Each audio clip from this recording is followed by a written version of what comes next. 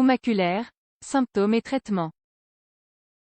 Le trou maculaire consiste en une petite lésion qui se forme sur la macule, la partie centrale de la rétine. Les patients qui en souffrent éprouvent une perte de la netteté de leur vision. Le trou maculaire est une maladie de l'œil qui, comme son nom l'indique, affecte la macule. Il s'agit de la partie centrale et la plus importante de la rétine. Car elle nous offre la capacité visuelle nécessaire pour lire, conduire et percevoir les détails de notre environnement. Comme vous pouvez certainement l'imaginer, une lésion à cet endroit entraîne une baisse de l'acuité visuelle chez les patients. Selon les travaux de la faculté de sciences d'Alicante, le trou maculaire est beaucoup plus fréquent à partir de 60 ans et affecte 3 habitants sur 1000. Il est clairement lié au sexe puisqu'il est plus courant chez les femmes que chez les hommes, à raison de 3 pour 1. Qu'est-ce qu'un trou maculaire? D'après la clinique universitaire de Navarre, le trou maculaire est défini médicalement comme une petite ouverture de forme circulaire dans la macule de l'œil. La macule est la région centrale de la rétine, un tissu sensible à la lumière qui capte les stimulus lumineux et perçoit les images qui seront ensuite envoyées au cerveau.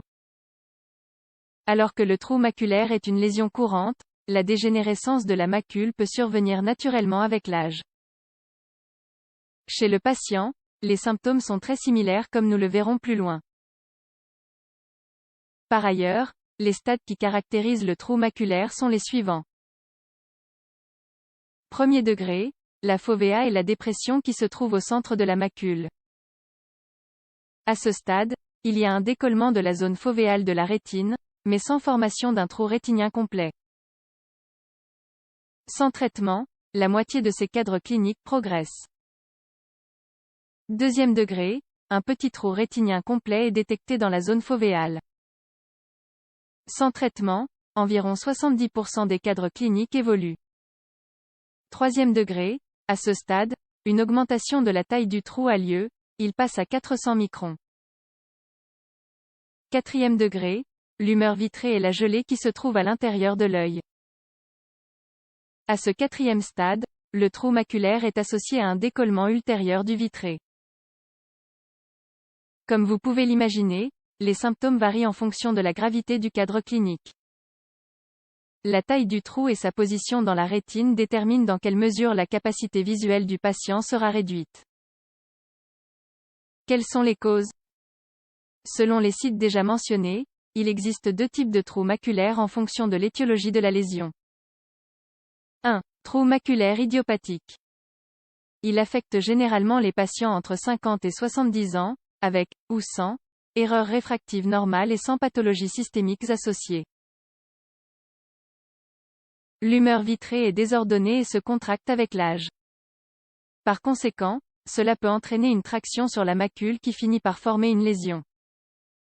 Comme l'indique le National Eye Institute, jusqu'à 15% des patients qui développent un trou maculaire idiopathique risquent de le développer dans l'autre œil au fil du temps.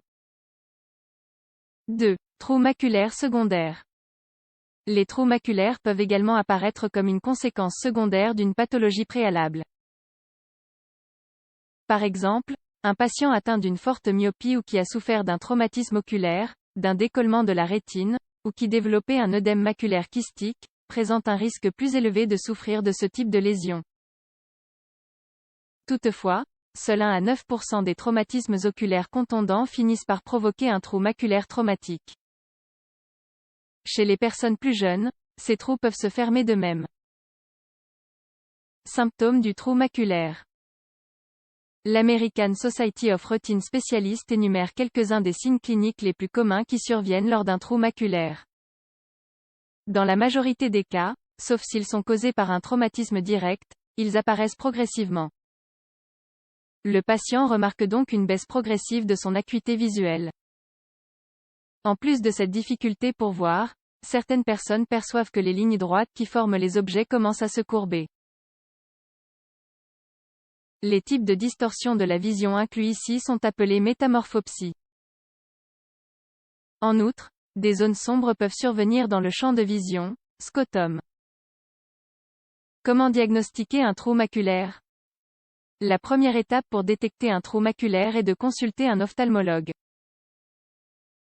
Ce professionnel administrera des gouttes spéciales dans l'œil affecté qui dilateront la pupille et permettront d'inspecter la structure. Viennent ensuite les méthodes de tomographie par cohérence optique, OCT. L'OCT se base sur l'interférométrie de cohérence optique pour obtenir des images tomographiques du tissu du fond oculaire du patient.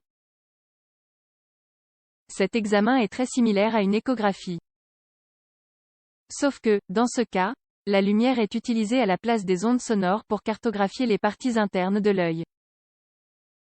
Traitement. L'American Academy of Ophthalmology nous indique le traitement général pour un trou maculaire. Cependant, cela dépend énormément de la progression de la lésion et de son site d'apparition. Au stade 2 à 4, le traitement est chirurgical. Autrement dit, on a recours à une vitrectomie pour retirer l'humeur vitrée à l'origine de la protrusion de la macule oculaire. Cette procédure est réalisée sous anesthésie locale en ambulatoire et utilise les outils suivants. Une lumière à fibre optique pour illuminer la rétine. Une canule d'irrigation pour maintenir la pression intraoculaire. Un outil qui coupe et extrait l'excès de gel vitreux. Cette procédure est très peu invasive car les incisions effectuées sont stratégiques et minuscules. Après avoir retiré l'humeur vitrée, le chirurgien place une sorte de bulle de gaz qui permet à la macule de rester en place et de se stabiliser pendant que l'œil guérit. Risque et période post-opératoire. Selon l'Institut de microchirurgie oculaire, il y a 15% de probabilité que le trou maculaire se réouvre avec le temps. En outre, s'ils doivent subir une opération, les patients doivent être conscients des éléments suivants. L'œil peut être douloureux après l'opération. L'administration de médicaments peut être nécessaire pendant un moment. La tête doit être maintenue dans la même position pendant un intervalle de temps pouvant aller jusqu'à une semaine, afin de maintenir la bulle de gaz à sa place. Il n'est donc pas possible de mener une vie normale. Il n'est pas non plus possible de prendre l'avion ou d'aller en montagne tant que la bulle de gaz n'est pas dissoute. Toute activité modifiant la pression intraoculaire peut compromettre le résultat de l'opération. En plus de toutes ces considérations, il faut garder à l'esprit que la guérison est progressive. Le trou maculaire ne se referme pas d'un seul coup. Par ailleurs, le pourcentage de vision que le patient récupérera dépend de la taille de la lésion et de sa durée. Toutefois, le but de l'opération n'est pas de rétablir la vue à 100%. Le trou maculaire n'est pas grave, mais la récupération est lente. Comme vous avez pu le constater, le trou maculaire n'est pas une condition clinique grave. Néanmoins, le processus de guérison après la chirurgie est assez lent et fastidieux. Le simple fait que le patient doive garder la tête dans la même position pendant plus de 7 jours est déjà remarquable en soi. Par conséquent, avant de subir cette intervention, il est important de bien planifier vos activités et d'avertir votre entourage.